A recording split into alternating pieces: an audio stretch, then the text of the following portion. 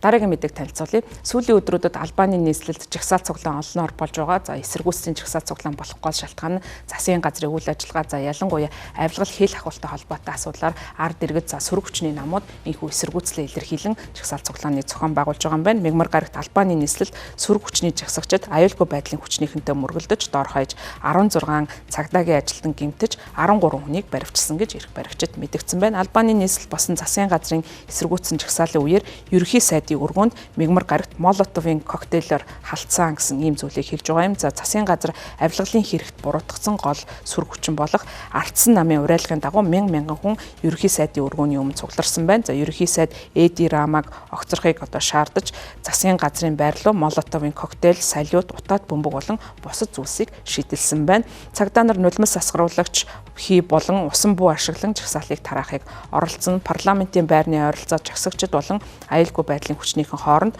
мөргөлдөөн үүссэн. Нулимс асгаруулагч хий болон бусад зүйлийн улмаас бол хэдэн цагийн туршид үргэлжилсэн жагсаалын улмаас хэдэн хүн гэмтэж бэртсэн байна.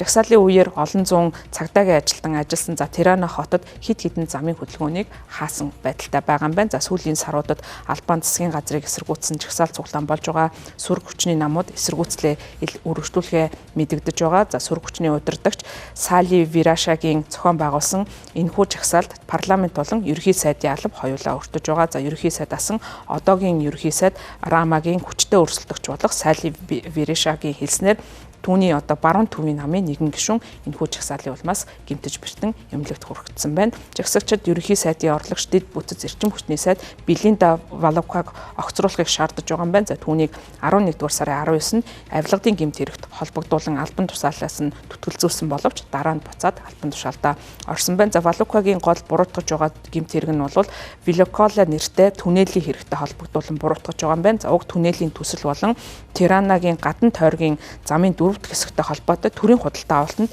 тэгш хандах зарчмыг зөрчсөн гэж түүнд гэмт хэрэг тулгаж байгаа. За ерөнхий сайд Эди Рама шүүхийн шийдвэрийг үндсэн хуулийн шүүхэд хүргүүлсэн. За Валовкаг ажлаас нь чөлөөлөхийг хүссэн үндсэн хуулийн шүүх эцсийн шийдвэр гартал төр хугацаагаар нь албан тушаалаас нь түтгэлзүүлсэн байдалтай байсан. Гэвч бол үндсэн хуулийн шүүхийн явуулж байгаа үйл ажиллагаанд Валовкаг түтгэлзүүлэх шийдвэрийг хэвээр үлдээх шийдвэр гаргах төлөвтэй байгаа нь тус усад институцийн хямралыг дахин өдөөсөн байдлыг үүсгэж байгаа юм. Прокурор түүний халдшгүй байдлыг цуцлах парламентын санал хураалтыг хүлээж байгаа юм байна. За ямар ч тач авилгал хэл ахуйтай асуудалтай холбогдуулан засгийн газрыг эсэргүүцсэн жагсаал цуглаан хүчтэй өрнж байна. За харин болвол энэхүү жагсаал цуглаанд бүх сөрөг хүчний болон эрх баригч намууд харилцан бие бинийгээ мөн буруутгаж байгаа юм. За ялангуяа сөрөг хүчний удирдагч Беришагийн хувьд өөрөө авилгалын хэрэгт буруутгаж байсан. За түүний ойр дотны хүмүүс нь ашигтай олон төрлийн гэрээ хилцээрүүдийг хийж байгаа гэдгийг хийж байсан гэсэн ийм зүйлүүдийг ярьж байгаа. Хэдийгээр түүний хувьд бол энэ бүх буруутгалыг эрс үгүйсгэж байгаа ч гэсэн өмнө нь бол бас авилгалын гэмт хэрэгтэй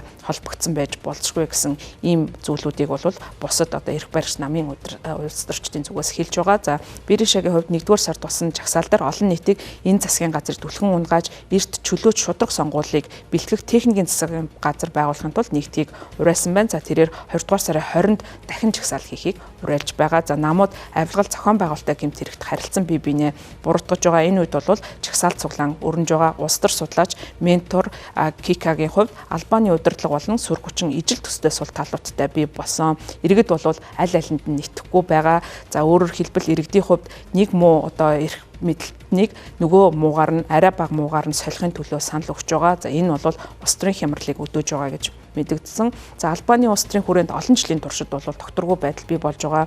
Эсэргүүцсэн жагсаал байнга болдог.